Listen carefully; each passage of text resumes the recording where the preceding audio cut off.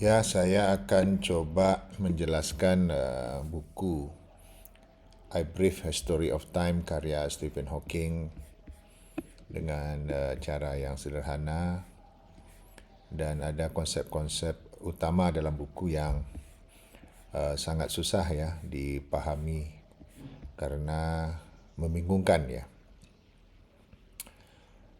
Salah satunya adalah yang diterangkan di dalam buku The Brief History of Time itu adalah hal di mana dia menjelaskan mengapa kita mudah atau bisa mengingat masa lalu, tetapi kita tidak ingat masa depan. Ya, menurut Stephen Hawking, alasan mengapa kita mengingat masa lalu dan tidak mengingat masa depan itu sangat erat kaitannya dengan hukum fundamental alam semesta yang disebut sebagai hukum kedua termodinamika, atau dengan istilah yang lebih sederhana disebut sebagai kecenderungan segala sesuatu itu menjadi lebih kacau. Dan di dalam fisika dikenal dengan istilah entropi. Untuk menjelaskannya kita bisa membayangkan analogi yang sederhana mengenai kotak puzzle.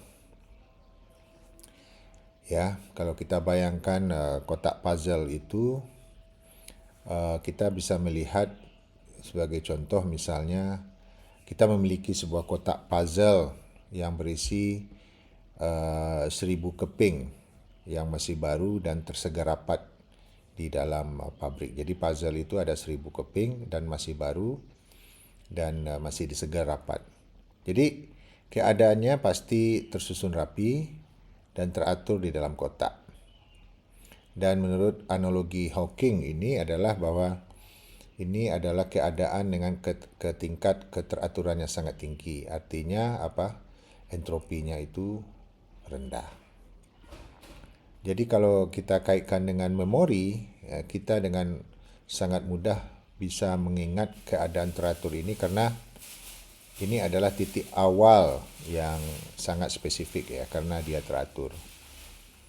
Tapi dengan proses waktu akan terjadi peningkatan kekacauan atau entropinya meningkat karena kita memutuskan untuk membuka kotak puzzle dan juga mengacak semua kepingnya itu di lantai misalnya. Jadi dalam proses ini kita menggunakan energi. Jadi kita membuang energi, kita membuang panas, dan sistem dari kotak puzzle yang rapi tadi itu sudah berubah menjadi tumpukan keping yang berantakan di lantai. Jadi kalau kita lihat dari analogi Hawking, ini adalah proses waktu yang kita jalani, yaitu pergerakan dari entropi yang rendah ke entropi yang tinggi. Jadi dari teratur kemudian menjadi kacau gitu. Jadi kita bisa melihat bahwa sekarang di masa depan ya, kekacauan itu akan lebih tinggi. Artinya entropinya lebih tinggi. Karena puzzle tadi tersebar di mana-mana, di lantai, dan keadaannya sangat acak. Lalu bagaimana dengan hubungannya dengan memori? Hawking ini menyebut sebagai panah waktu atau disebutnya sebagai panah waktu psikologis ya. Ini untuk menjelaskan mengapa kita ingat masa lalu. Jadi, menurut Stephen Hawking, otak kita itu bekerja searah dengan panah waktu, termodinamika. Jadi yang disebut sebagai entropi itu, panah kekacauan. Jadi dengan mengingat, menciptakan ingatan berarti meningkatkan kekacauan. Ini adalah proses fisik untuk merekam sebuah ingatan di otak. Jadi membentuk jalur saraf baru, membentuk sinaps ya. Dan ini memerlukan energi dan menyebabkan peningkatan kekacauan atau entropi. Jadi kenapa kita hanya bisa mengingat proses dari teratur ke kacau? Sama seperti kita tadi mengingat proses mengacak puzzle dari rapi ke berantakan. Otak kita hanya dapat merekam dan mengingat peristiwa yang terjadi dalam arah waktu dari keteraturan dan kekacauan. Jadi kita hanya bisa mengingat dari entropi yang rendah ke entropi yang tinggi, dari keadaan yang teratur ke yang kacau. Dan tidak masuk akal bagi kita untuk mengingat masa depan, karena itu berarti kita harus mengingat suatu peristiwa yang bergerak dari keadaan yang kacau. Jadi kepingan puzzle tadi tersebar secara tidak teratur dan spontan kembali menjadi teratur.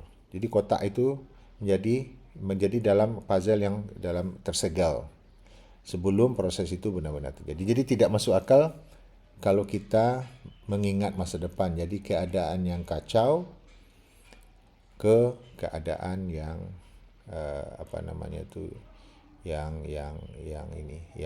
yang tidak kacau.